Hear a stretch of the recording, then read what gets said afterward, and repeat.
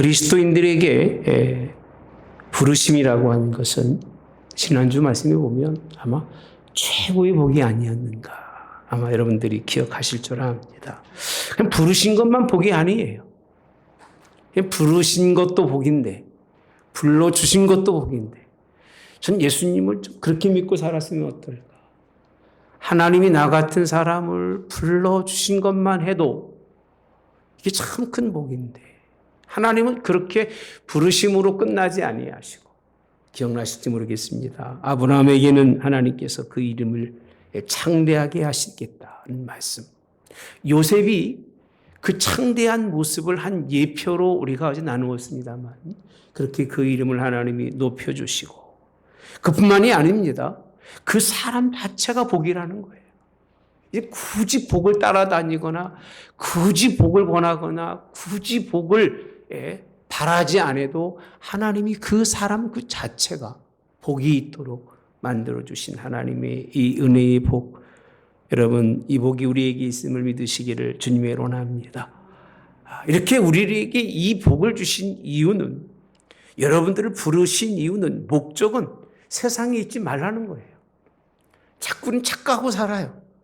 하나님이 나 복을 주셨고 나를 부르셨구나. 그 부름의 자리에 가는 거예요. 부름의 자리에 가 있어야 되는 거예요. 세상에 머물러 있는 사람에게는 이 말씀이 적용이 되질 않아요. 아브라함이 하란 땅에 머물러 있었다면 이 말씀이 적용되지 않습니다. 그가 메소포타미아에 여전히 머물러 있었다면 이 말씀이 적용되질 않아요.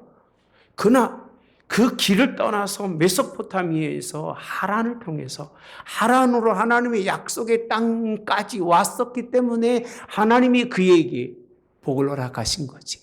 세상 밖에 있는 사람에겐 하나님이 그를 복 있다 말하지도 아니하시고 복 주신다고 약속하지도 않지만, 하나님의 이 부르심에 따라 순종하고 그 끝자락까지, 부름의 자리까지 와 있는 아브라함을 오늘 하나님께서 복 주셨다고 하는 사실, 여러분 믿으시기를 주님의 원합니다.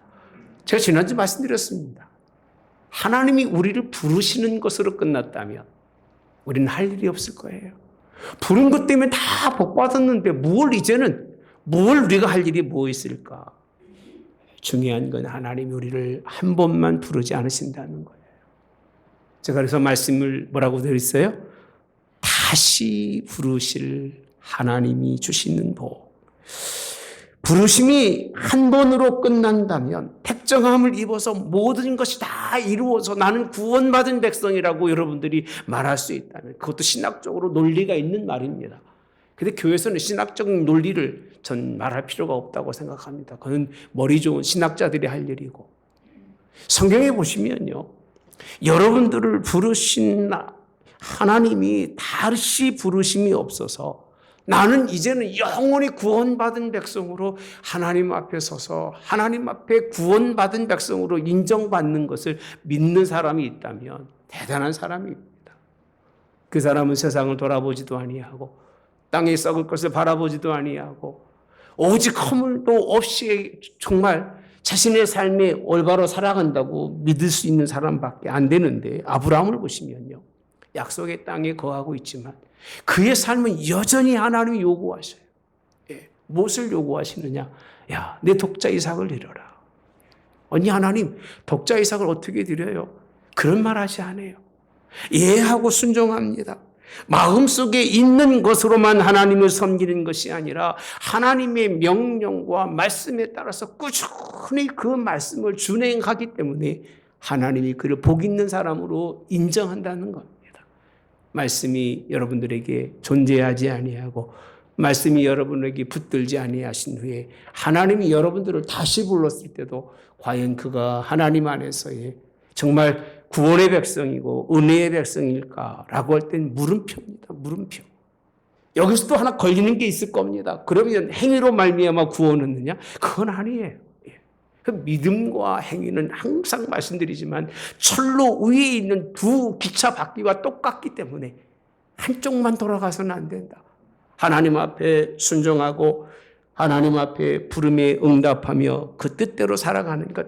그래서 영원한 나라, 하나님이 다시 불러서 여러분들에게 정말 뭔가 물어볼 때는 이 땅에 여러분들에게 주셨던, 부르셨을 때 주셨던 소명, 그 소명에 대한 열매에 대해서 그 값을 물어보시는 하나님이기 때문에 영원한 하나님 나라, 그 나라에서 여러분들에게 묻습니다. 과연 복의 주체로 살다가 왔는지, 아니면 복받기 위해서 인생 정말 여러 뛰어다니다 왔는지 하나님 물어보시는데, 복의 주체로 주님 앞에 서시기를 주님의 이름 원합니다. 영원한 나라, 그 나라에서 하나님 앞에 다시 불러서 섰을 때에 정말 승리하는 백성이 되기를 오늘도 주님의 이름으로 원합니다. 저는 오늘 본문에 있는 말씀 전도서를 찾은 이유가 있습니다. 전도서를 보면 솔로몬이 이 전도서를 쓸 때가 아마 인생 마지막 때라고 그렇게 봅니다. 아가서는 아주 젊었을 때에, 그리고 이제 잠언은 그 중간기에 쓰고 마지막 전도서는 솔로몬이 마지막 때에 쓴 것이 아닌가. 다시 부르실 모습을 아마 솔로몬이 경험하지 못했더라면, 그것을 느끼지 못했더라면 솔로몬이 이걸 안 썼을 거예요. 굳이 쓸 이유가 없습니다. 자신의 삶을 보면 자신의 삶이 얼마나 복된 삶인지 몰라요. 하나님의 모든 그런 소명을 통해서 지혜와 명철과 모든 걸 다 나누었기 때문에 그 부르심의 큰 복을 누리고 살아갔는데, 문제는 뭐냐면 다 살고 난 다음에 보니까 하나님이 나를 부르셨는데 내가 잘못된 그런 하나님의 부름에 대해서 이해했구나라고 느끼는 것이 후반부의 말씀입니다. 그나마 느낀 게 다행이죠. 그죠? 얼마나 느낀 게 다행입니까? 내가 잘못된 하나님의 부르심에 대해서 착각하고 하나님 인생을 입생생 살았다고 고백하고 있는 말씀이 오늘 본문에 있는 말씀인데, 2절에 보시면 이렇게 말씀합니다. 오늘 세 그런 챕터를 나누는데 솔로몬은요 2절에 이렇게 표현합니다. 함께 봅시다. 시작. 전도자가 이르되 헛되고 헛되며 헛되고 헛되니 모든 것이 헛되도다. 가장 전도서의 주제가 어디냐라고 했을 때 전도서의 주제는 아마 2절인 것 같아요. 그의 신앙 고백. 어떻게 보면 인생 고백이겠죠. 자기 인생 쭉 살아오면서 다 살고 난 다음에 스스로 자기의 삶을 평가해 보니까 인생이 헛되구나. 인생이 아무것도 아니구나. 그걸 느끼게 된 거예요. 남다른 엄청난 부귀 영화를 누렸습니다. 솔로몬을 생각하면 솔로몬의 인생은요, 굉장한 그런 우리가 상상할 수 없을 만큼의 대단한 인생을 살았는데, 그의 결과를 보면 아주 놀라운 결과를 맺습니다. 아무것도 아니었다는 거예요. 헛이라는 얘기는요, 가치성을 조금도 부여할 게 없다는 뜻입니다.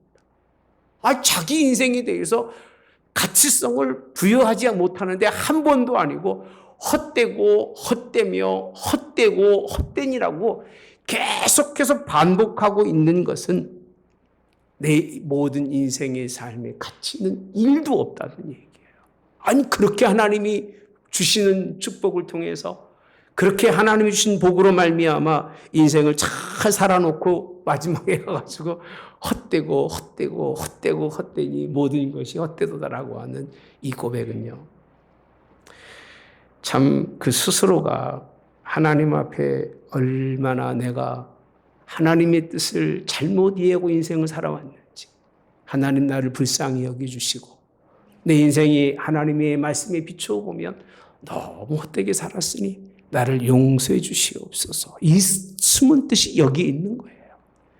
여러분, 인생이 어떤지 모르겠습니다만은 저희 아버님이 제 나이 때 그러시더라고요. 인생이 빠르다. 그러더니 벌써 지금 이제 86세십니다. 이제 그런 말씀도 안 하십니다. 그런 말씀도 안 하셔요. 아들한테 한번 제가 그런 얘기 했습니다. 인생이 잠깐 지나가더라. 남은 게 없어요. 별로 남은 게 없어요. 똑같이 우리도 말할 수밖에 없을 겁니다. 솔로몬의 인생은 세상에 말하는 복, 너무 부족함이 없이 넘치게 누르게 살았지만 그 마지막에 그의 고백은 다른 고백이 아닙니다. 신앙의 고백 같아요. 인생의 고백. 아무것도 아니라고 하는 자기의 결론을 맺는데 3절에 가서 보시면 이렇게 표현하고 있습니다. 해 아래서 수고하는 모든 수고가 사람에게 무엇이 유익한가? 땅에서 모든 수고를 다 이뤄놓았지만 과연 이 수고한 게 무엇이 유익한 것이 있는가라고 물음을 던지는 것이 아니라 결론을 내는 거예요. 유익한 게 없다는 거예요. 자기가 하나님의 그 큰 복을 받고 소명이라고 그랬죠.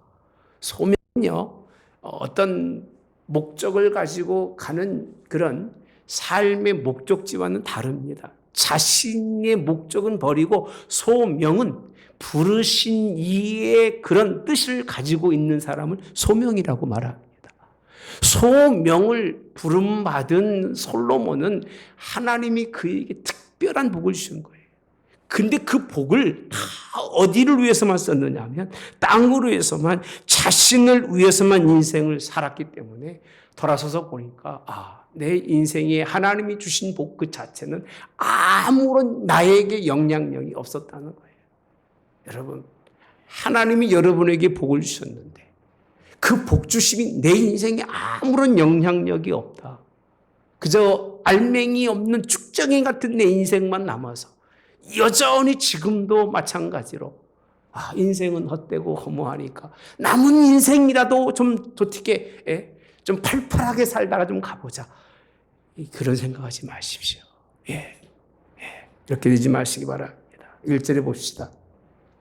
1절에는 이렇게 말합니다. 솔로몬이 다윗의 아들 예루살렘 왕 전도자의 말씀이라. 마지막에 1절 시작 이렇게 표현하고 있더라고요. 제가 이 말씀에 딱 꽂혔어요. 자기 이름이 있어요, 없어요? 없어요. 다윗의 아들 예루살렘 왕 솔로몬의 말이다 이렇게 말하지 않아요. 1절 시작 자체가 그러는 거예요. 이게 무슨 의미를 가지고 있느냐면 하나님이 자기 이름에 큰 복을 주셨는데도 불구하고 이름만 컸지. 실상은 자기 안에 하나님을 향해서, 그리고 그 모든 신앙의 삶이 신앙이라고 하는 관점 속에서는요, 전혀 이름 자체가 중요하지 않은 걸 뒤늦게 깨달아서 자기 이름을 버리고 전도자예라고 되어 있습니다. 2절도 뭐라고 되어 있었죠? 전도자가 이르되라고 되어 있었잖아요. 전도자.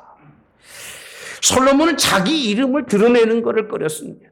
솔로몬의 이름으로 얼마나 많은 부귀 영화를 누렸었습니다. 그게 복인 줄 알았는데 나중에 생각해 보니까 세상 사람들에게는 그 이름이 영화로운지 몰랐지만 하나님 앞에서 내 이름은 아무 가치가 없었다는 거예요. 왜? 하나님이 좋은 열매 맺고 인생을 살려고 그 좋은 이름을 주시면서 복을 주셨음에도 불구하고 그것이 아무런 영향을 세상에도 하나님께도 미치지 못한 그런 인생이었으니까 헛되다. 전도자로서 말하는데 내 인생을 보니 너무 헛되니 너희들은 이 같은 인생을 살지 말고 나 같은 오리를 좀 범하지 말고 인생을 살려고 우리에게 전해주고 있는 부분이 전도서에 있는 말씀 시작이에요. 할렐루야. 여러분, 솔로몬은 인생 살아가는 걸 보면 너무 인생을 편하게 살았어요. 아마 죽을 때까지 편하게 살았던 것 같아요. 많은 첩을 거느리고 그 가운데는 이방 여자들도 있었습니다. 이방 여자들이 그런 꾀에 빠져서 결국은 이스라엘 땅에 헛된 우상들을 다 들여와서 성전 앞마당까지 우상이 차지하게 되니 여러분, 이게 말이 되는 그런 삶입니까? 하나님은 솔로몬을 징계하십니다. 노년에 솔로몬을 대적하는 그런 대적이 많습니다. 르호보암은 아들인데 여로보암은 그를 대적해서 북이스라엘을 세운 그런 사람이 우리가 잘 알다시피 여로보암입니다. 나라에 환난이 생기고 평화가 깨졌습니다. 얼마나 그 마음속에 힘들고 어려웠으면 하나님이 주신 그 좋은 걸 가지고 그 끝자락에서 보니까 남는 것은 일푼도 없고 다 버릴 것밖에 없었던 자기 모습을 바라보면서 고백한 것 헛거라는 거예요. 제가 여러분에게 이 말씀을 왜 드리는 줄 아십니까? 부르심을 잘못 이해한 사람이 솔로몬이에요. 첫 부르심을 잘 이해했더라면, 그 받은 콜링이라고 하는 사명을 잘 깨달았더라면 정말 그가 다윗에 이어서 유명하고 그 이름으로도 하나님이 기억할 텐데, 잘못 이해한 그 인생에 대해서, 부름에 대해서 잘못 이해했을 때에 오직 하나님이 주신 은혜와 복을 자신을 위해서 사용한 것, 그것을 드러내고 있기 때문에 오늘 또 이 말씀을 통해서 여러분 부르심을 입었으면 소명을 깨닫고 할렐루야. 이젠 여러분들은 솔로몬 같이 그렇게 인생 살지 마시고 내게 부르신 그 자체만 해도 복이고 하나님이 내 이름을 아신 것만도 복이고 할렐루야. 더 나아가서 내 스스로가 복된 사람인 것을 여러분 인정할 수 있으면 그것이 하나님께 큰 복이고 그것으로 끝나지 않습니다. 오늘 솔로몬은 실패했습니다. 그러나 신약의 예수님은 승리하셨는데 예수님이 무엇으로 승리하셨는지를 말씀을 보시면 마태복음 5장 11절과 12절에 있는 말씀입니다. 같이 볼까요? 나로 말미암아 너희를 욕하고 박해하고 거짓으로 너희를 거슬려 모든 악한 말할 때에는 너희에게 복이 있나니 기뻐하고 즐거워하라. 하늘에서 너희의 상이 큼이라. 너희 전에 있던 선지자들도 이같이 박해하였느니라. 솔로몬의 시각은 자신의 그런 하나님의 부르신 과거 속에서 늘 머물러 있었어요. 난 복된 사람이다. 내 마음대로 무엇을 해도 괜찮다. 예수님의 시각 자체는 솔로몬과는 다른, 성경 말씀해 보시면 아까 보신 말씀 속에 이렇게 말씀하고 있습니다. 너희를 거슬려 모든 악한 말할 때에는 너희에게 복이 있나니 기뻐하고 즐거워하라. 뭐라고 되어 있어요? 12절에 보시면 하늘에서라고 되어 있습니다. 하늘에서 너희 상이 뭐하다? 큽니다. 우리의 인생의 삶에 하나님이 다시 부르시는 그 자리를 예수님은 뭐라고 설명하셨느냐 하면 하늘에서라고 표현합니다. 이 땅에서 여러분 다시 부르실 이유가 없습니다. 하나님이 한번 여러분에게 콜링 부르시면서 뭔가 소명을 주셨으면 그거로 끝날 거예요. 하고 안 끝 여러분 마음대로실 거예요. 그러나 다시 불러서 하나님이 여러분들을 만날 때에는 하나님이 분명히 말씀합니다. 그 만나는 장소가 이 땅이 아니라 어디라고요? 하늘이다. 하늘에서 뭐가 크니라? 상이 크다고 우리에게 말씀해 주시는데 너희의 상이 큰 역사가 있기를 주님의 이름으로 원합니다. 주님은 이스라엘 백성들을 부르시며 거룩한 백성이라고 그렇게 물론 칭의도 하시지만 오늘 팔복의 5장을 보면 팔복을 말씀하신 후에 모든 박해를 이기고 그 앞에 섰을 때 그 얘기입니다. 소명을 잘 감당하고 새벽마다 우리 팔복을 한 지금 거의 2주째 하고 있습니다. 넘어가고 있네요. 하고 있는데 그렇게 팔복이 얼마나 힘들고 단 하나의 단어도 우리 속에 두기 어려운 그 하나님 앞에 마음의 중심과 이웃에 대해서 할 수 있는 것들을 말씀하신 후에 예수님이 하신 말씀입니다. 이렇게 예수님 때문에 어려움 당하고 예수님으로 해서 인생을 살고 올 때는 하늘에서 상이 크다고 말씀해 주십니다. 여러분, 주님의 관심은 욕먹는 것, 박해를 당는 것, 악한 말을 듣는 게 아닙니다. 그런 외부적인 환경이 내게 다가올다 할지라도 우리 앞에 있는 신앙과 하나님이 주신 소명은 가로막지 못한다는 겁니다. 할렐루야. 그렇게 믿으시기 바랍니다. 자꾸 우리는 앞에 뭐 어렵고 힘든 것만 딱 생각하면서 하나님 그게 정말 신앙이라면 어떡할까 걱정하는데 그런 생각하지 마십시오. 그런 일이 다가온다 할지라도 그 얘기입니다. 역경이 있다 할지라도 여러분을 가로막지 못한다는 겁니다. 오히려 그런 것을 통해서 여러분들에게 상급받을 수 있는 길을 열어주신다는 거예요. 그런 길이 열리실 것을 주님이 우리에게 말씀해 주십니다. 저는 지난주 말씀드렸습니다. 지금 부름 받는 것은 우리가 소명이라고 할 수 있으며 소천이라고 하는 것은 다시 하나님이 우리를 부르시는 것을 뭐라고 그러죠? 소천이라고 합니다. 여러분, 하나님께 부름받고 하나님께 돌아갔을 때에 상 받는 여러분 되시기를, 그런 여러분 되시기를 주님이 원합니다. 그런 삶을 살기 위해서는 예수님께서 팔복 위에 있는 우리 마태복음 5장 13절 몇 번 드린 말씀입니다. 너희는 세상의 소금이니 소금이 많이 그 맛을 잃으면 무엇으로 짜게 하리요? 후에는 쓸데없어 다만 밖에 버려져 사람에게 밝힐 뿐이라. 너희는 세상에 뭐라고 그랬어요? 빛이니라. 산 위에 있는 동네가 숨기지 못할 것이요. 사람이 등불을 켜서 마루에 두지 아니하고 등경에 두나니 그러므로 집안 모든 사람에게 비치느니라. 이같이 너희 빛이 사람 앞에 비치게 하여 그들로 너희 착한 행실을 보고 하늘에 계신 너희 아버지께 영광을 돌리게 하라. 아멘. 있는데 우리 지금 어디 가셨어요? 못 참고. 괜찮습니다. 괜찮아요. 됐습니다. 팔부 후에 하신 말씀이 이런 삶, 소금과 빛의 인생의 삶을 살지 않으면 상급이 없다는 거예요. 그러니까 예수님이 우리에게 다시 부르심을 굉장히 중요하게 여기고 있는데 우리는 우리의 삶에 매여 있어서 우리의 삶에 그냥 붙들려서 어떻게 할 줄을 몰라요. 우리 음식사님 오셨는데 좀 늦었습니다. 반갑습니다. 준영이 왔어요. 예. 이름도 불러주네요. 예, 감사합니다. 여러분, 이런 삶이 되기를 바랍니다. 이런 삶이 되지 않으면 다시 불렀을 때 하나님 앞에 칭찬받을 수가 없습니다. 솔로몬이 이 하나님의 귀한 말씀을 깨달았더라면 얼마나 좋았을까. 예. 이런 말씀엔 관심이 없어요. 이 다음에 있는 말씀입니다. 전도서 1장 16절부터 보시면 솔로몬의 고백입니다. 16절부터 봅시다. 없어요? 예. 내가 내 마음 속으로 말하여 이르기를 보라 내가 크게 되고 지혜가 더 많음으로 나보다 먼저 예루살렘에 있는 모든 사람보다 낫다 하였나니 내 마음이 지혜와 지식을 많이 만나 보았음이로다. 17절 같이 봅시다. 시작. 내가 다시 지혜를 알고자 하며 미친 것들과 미련한 것들을 알고자 하여 마음을 썼으나 이것도 바람을 잡으려는 것인 줄을 깨달았도다. 지혜가 많으면 번뇌도 많으니 지식을 더하는 자는 근심을 더하느니라. 이게 한 예입니다. 솔로몬의 예를 보면 그 인생의 삶이 다 헛된 것에 빠져가지고서는요.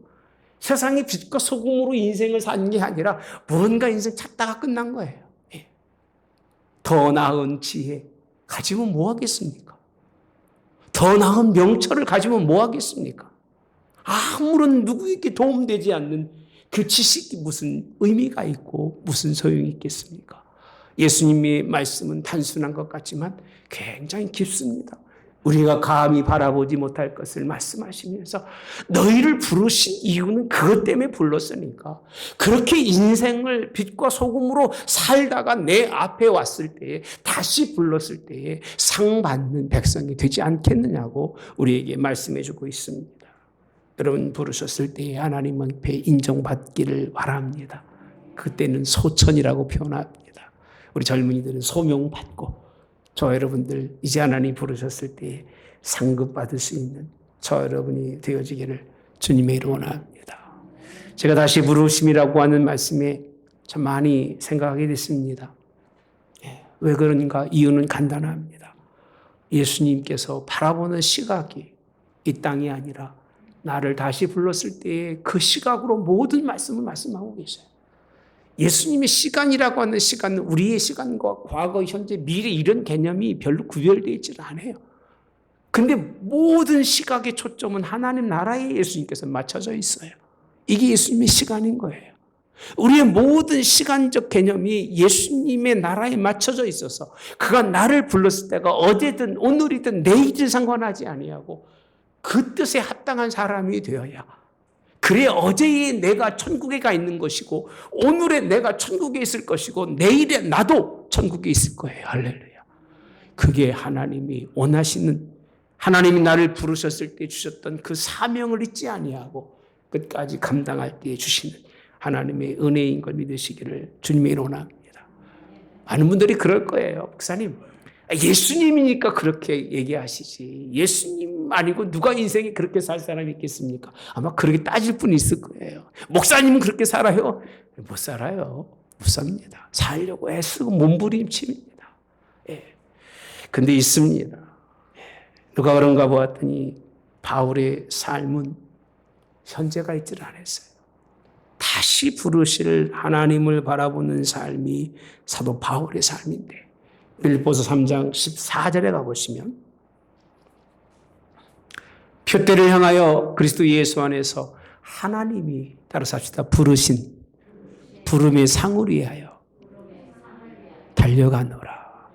사실 이 부분을 제가 설교로 준비했는데 이건 너무 많이 설교를 해가지고 이 부분을 설교해드리면 또 그 설교네 그러실 것 같아서. 근데 초점은 이거예요. 하나님이 위에서 부르신 이렇게 되어 있습니다. 부름의 뭐를 위해서? 상이에요. 소명이에요. 부름의 상이라고 하는 것은 이제 하나님 앞에 섰을 때 하나님이 주실 상금을 위해서, 따라서 합시다, 달려가노라. 있습니다. 누가 그랬느냐 하면 사도 바울이 그렇게 다시 부르실 하나님을 위해서 자신의 인생의 방법을 그 어떤 것으로 살지 아니하고 오직 그리스도 예수 안에서만 그의 인생을 다 맡겼던 사람이 사도 바울이 있습니다. 사도 바울은 특별한 사람이 아닙니다. 알고 보면 나보다 더 지독한 사람입니다. 예수님이 붙들지 않으셨으면, 붙들지 않으시고 잡지 않으셨으면 형편없었을 사람입니다. 세상에서는 인정받을지 모르나 하나님께는 단 한 박자도 가지 못할 사람이 이 사람입니다. 그는 현재의 모든 것을 잊어버리고라도 부름의 상을 위해서 쫓아간다고 13절 같이 한번 봅시다. 자, 한번 13절에 시작. 나는 아직 내가 다른 줄로 여기지 아니하고 오직 한 일, 즉 뒤에 있는 것을 잊어버리고 앞에 있는 것을 잡으려고. 오늘 본문에 보면 사도 바울이 시제적인 표현을 많이 쓰고 있습니다. 부름의 상이라고 하는, 이제 미래라고 하는 그런 하나님의 나라를 설명하고 있지만 현재는요, 아무것도 캐치, 내 손으로 이렇게 탁 지은 것이 없다는 거예요. 이게 누구랑 똑같아요? 누구랑 똑같아요? 솔로몬과 똑같은 거예요.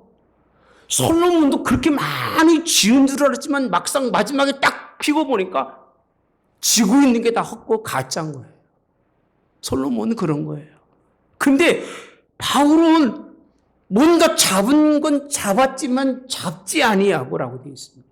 그게 잡았다고 생각하지 않았다는 거예요.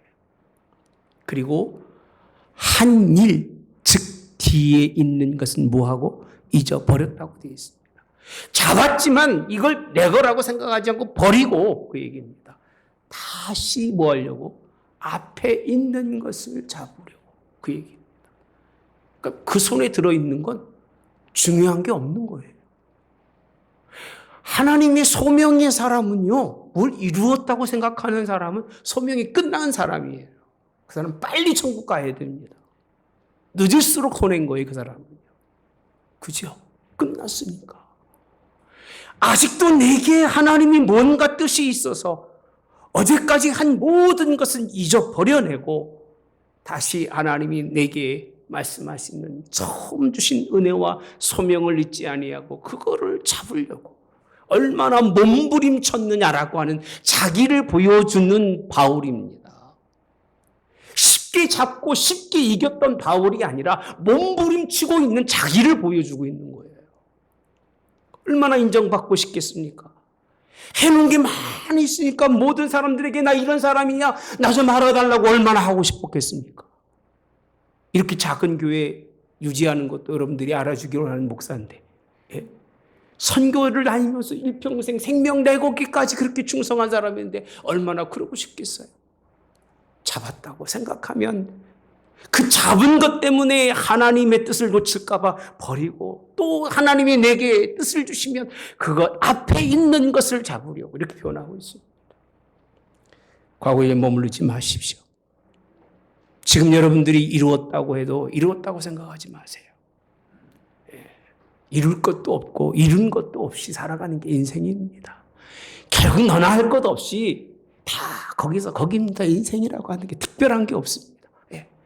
잘해도 잘못해도 자만하거나 교만하지 마시길 바랍니다. 신앙의 어떤 어려움 수없이 많이 통과했지만 아직도 여전히 나는 온전하지 못했다고 고백하고 있는 게 12절에 가봅시다. 거꾸로 가고 있습니다. 지금 이미 얻었다 함도 아니요 온전히 이루었다 함도 아니라 오직 내가 그리스도 예수께 잡힌 바 된 그것을 뭐 하려고? 잡으려고 달려가노라 이렇게 표현합니다. 그러고 보면 제가 14절부터 거꾸로 보았습니다. 말씀을. 그 이유가 오늘 그 목적은 그였지만 그의 삶은 온전히 망각하지 아니하고 하나님의 그 뜻을 향하여 잡으려고 달려갔던 그 모습이 하나님이 기뻐하시는 모습이고 이것이 오늘 사도 바울이 우리에게 보여주시는 다시 부름받을 자들의 삶의 그 모습을 우리에게 비춰주고 있는 거예요. 사도 바울처럼 살다 가시면 됩니다. 할렐루야. 예수님 본받을 수 없으면 예수님 하나님 아들이니까 못 본다고 생각하시면 사도 바울 본받고 사세요. 똑같은 우리 인성을 가진 사람이잖아요. 그가 한 일이 뭐고 그가 걸어간 길이 뭔가 그 길을 좀 따라가십시오. 그러면 하나님이 기뻐하게 될 걸 믿으시기를 주님의 이름으로 합니다. 여러분 사도 바울은 삶이 하나님 앞에 정말 하나님 하루하루가 하나님이 원하는 삶을 살았던 것 같아요. 많은 사람들이 맹목적이에요. 믿음도 맹목적, 삶도 맹목적, 행위도 맹목적, 말도 맹목적이에요. 굉장히 자신은 많은 현대인들이 그런 것 같아요. 조리 있게 말한다고 얘기하는데 다 뜯어놓고 보면 지 말도 무슨 말인지 모르고 하는 거예요. 참 답답해요. 간단하게 성경에 한 말이 되어 있는 걸 가지고 그것도 뭔지 이해도 못하면서 그냥 중언부언하는 사람들이 얼마나 많은지 몰라요. 여러분 우리 가지고 있는 지혜, 지식 뭐 다 버리시고 오늘 새롭게 주신 하나님의 은혜를 구하시기를 바랍니다. 그게 최고인 거예요. 저도 말씀을 준비하다가요. 오늘 주신 말씀이 최고지 어제 주신 말씀 또 울고 모으려면 양심이 꺼려서 못합니다. 이렇게 좋은 말씀 주시는데 굳이 내가 뭘 대단한 사람이라고 과거 거를 뒤집어 가면서 말할 필요가 없습니다. 왜? 주님께는 날마다 새로운 것으로 우리에게 먹이시기 때문에 그렇습니다. 할렐루야. 이제는 둯대를 향하여 나아가시기 바랍니다.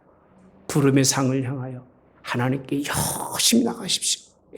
이게 우리에게 주신 소명.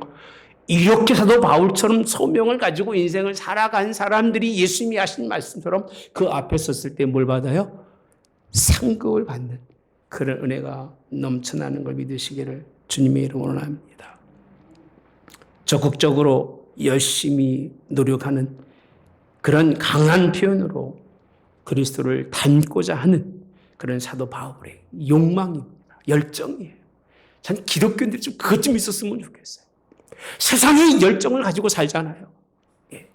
무언가 자기 일에는 막 열정이 있고 열심이 있잖아요. 주님의 일에는 왜 뜨끈미지근한지 모르겠어요. 그러지 마십시오. 세상 일에는 좀 담담하게 사세요. 있어도 그만, 없어도 그만, 와도 그만, 안 와도 그만, 먹어도 그만, 안 먹어도 그만. 그 주의 일만큼은 아주 그냥 열정적으로 안 먹으면 죽을 사람처럼. 안 하면 내가 곧 내 생명을 하나님이 취해갈 것처럼 그렇게 인생을 좀 살아가야 소명의 사람들이 아닌가. 그렇게 살아가서 하나님 앞에 섰을 때에 나를 위하여 예수님으로 그렇게 인생을 산 사람들에게는 하나님의 상급 주신다는 걸 믿으시고 그렇게 승리하시기를 주님의 이름으로 원합니다. 디모데후서 4장에 가보시면 5절에 보면 참 이렇게 고백하고 있더라고요.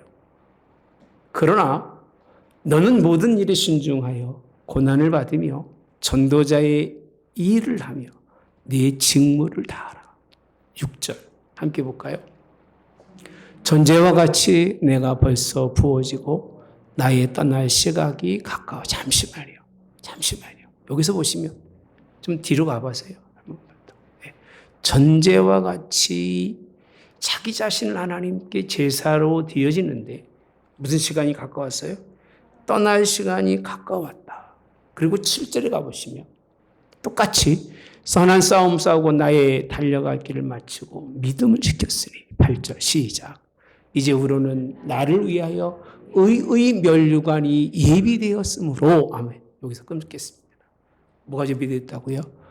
나를 위하여 의의 면류관이 예비되었다고 하는 이 고백을 누가 하고 있냐면 사도 바울이 하고 있는 거예요. 여러분 사도 바울같이 인생을 산 사람들은 이런 말 할 수 있는 거예요.